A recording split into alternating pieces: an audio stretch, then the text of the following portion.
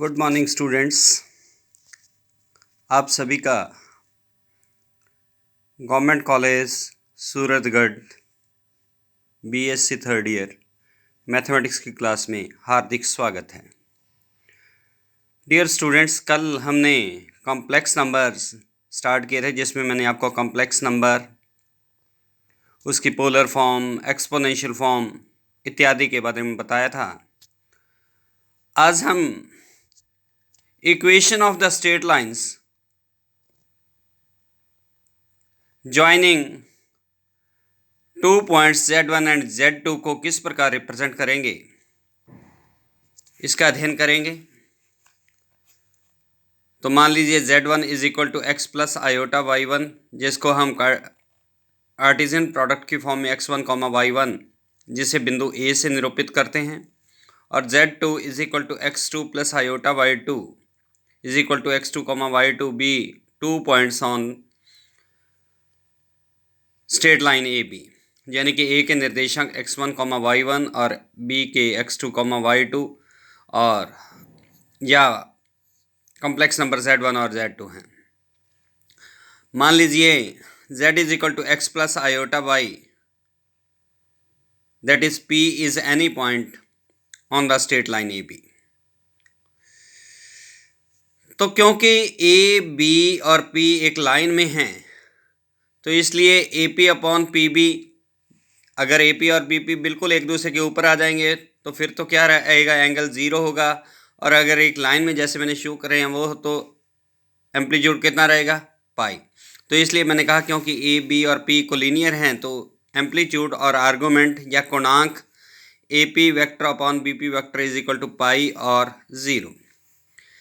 अब A के निर्देशांक क्या हैं, Z1, P के क्या हैं, Z से रिप्रेजेंट किया है, तो इसलिए AP vector will be equal to Z minus Z1, BP vector is equal to Z minus Z2। तो amplitude of Z minus Z1 upon Z minus Z2 is equal to pi और zero, which implies, क्योंकि ये पाई है या zero है, तो zero को किस प्रकार लिख सकते हैं आप, zero plus iota into zero, और पाई को भी क्या लिखा जा सकता है, pi plus iota into zero. तो it means Z minus Z1 upon Z minus Z2 is a real number. तो यह एक वास्तविक संख्या है।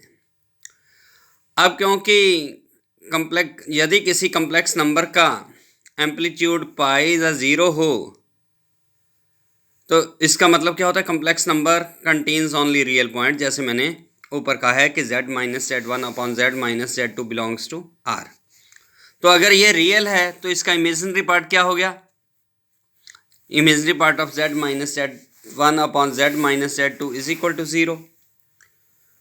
और अपने ये जानते हैं कि अगर Z is equal to x plus iota Y, दूसरा हो Z उसका conjugate x minus iota Y, तो जो कम्प्लेक्स नंबर्स का इमेजिनरी पार्ट होता है उसे क्या कहते हैं, आयोटा के साथ वाली जो टर्म होती हैं।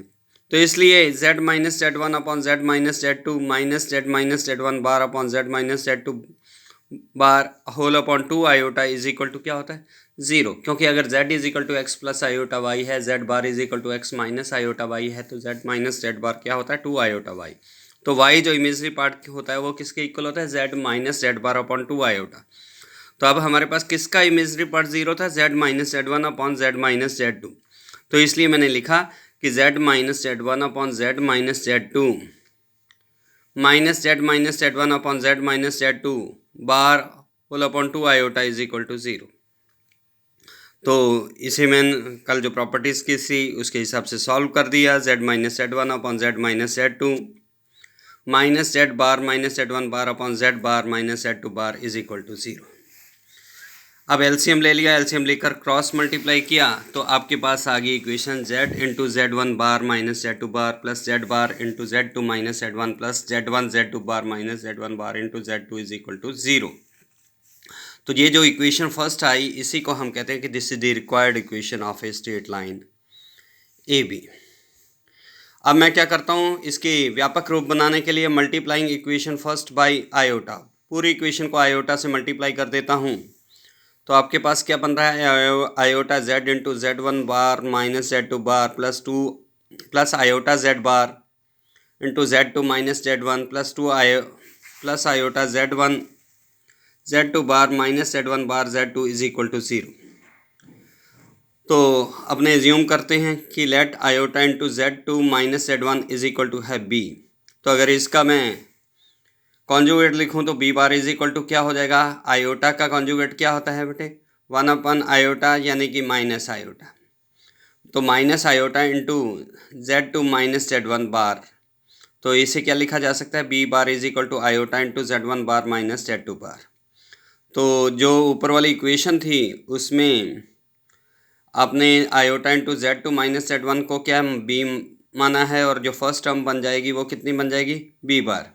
अब तीसरी term iota into Z1 Z2 bar minus Z1 bar into Z2, इसको क्या लिख सकते हैं आप, iota into Z1 Z2 bar minus Z1 Z2 बार का होल बार, क्योंकि इसे खोलेंगे तो ये कितना बन जाएगा, Z1 बार इंटू Z2 बार का बार कितना हो जाएगा, Z2 ही रहेगा।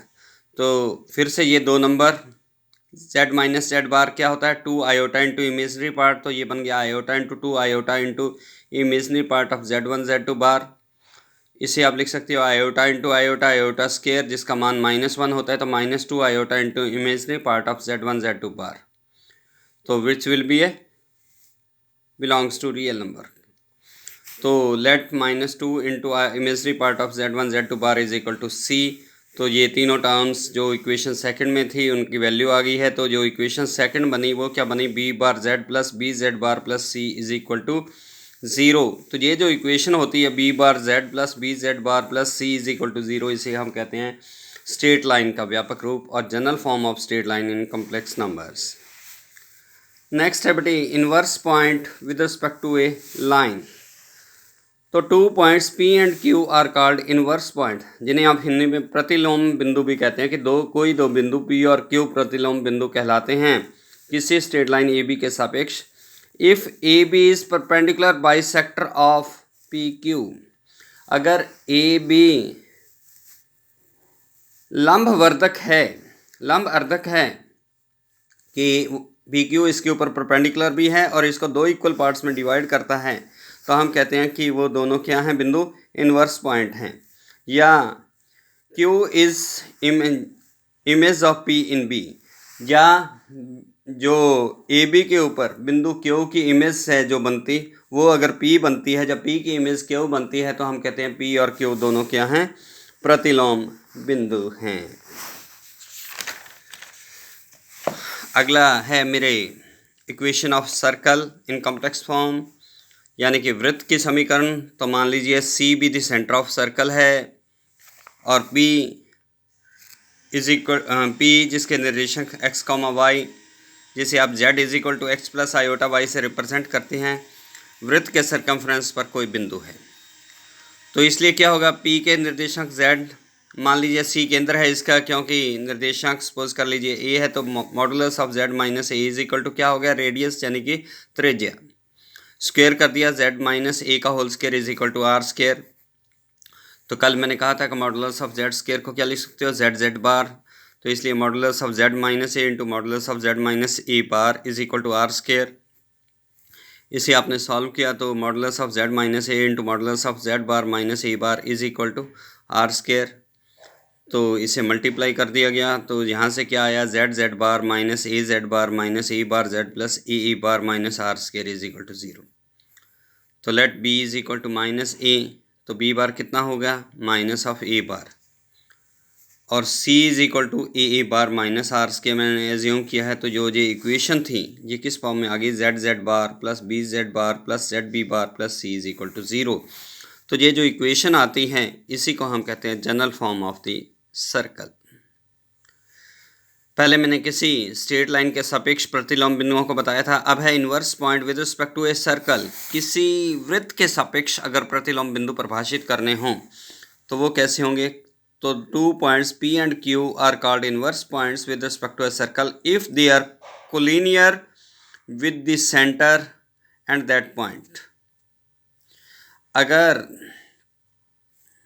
P और Q को हम प्रतिलोम बिंदु कहेंगे अगर ये क्या हों कि केंद्र को मिलाने वाली रेखा के साथ ये दोनों बिंदु क्या हों, कोलिनियर हों यानी कि समरेखीय हों, यानी कि अगर पी क्यू को ज्वाइन किया जाए और वो रेखा केंद्र से गुजरती है तो हम कहेंगे पी और क्यू दोनों क्या हैं, इन्वर्स पॉइंट हैं, और C P into C Q is always equal to R square होती है। तो ये है inverse point of a circle. तो कल हम इससे रिलेटेड कुछ न्यूमेरिकल प्रॉब्लम्स करेंगे। Thank you very much.